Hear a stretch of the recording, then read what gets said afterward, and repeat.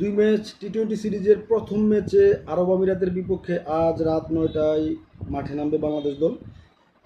এই ম্যাচে বাংলাদেশের একাদশ কেমন হতে পারে আমি সেই ধারণা একটু দিচ্ছি আমার চিন্তা ভাবনা থেকে, জানাশোনা থেকে। আমি মনে করি আজ একাদশ যেমন হবে, লিটন দাস, তানজিদ তামিম ওপেনিং, 3-এ সৌম্য সরকার, 4-এ তাওহিদ হৃদয়, 5-এ জাকের আলী, 6-এ শামীম পাটোয়ারি, 7-এ মাহিদি হাসান, 8-এ রিশাদ হোসেন, 9 মুস্তাফিজুর রহমান, 10 তানজিম সাকিব ও 11 নাহিদ রানা।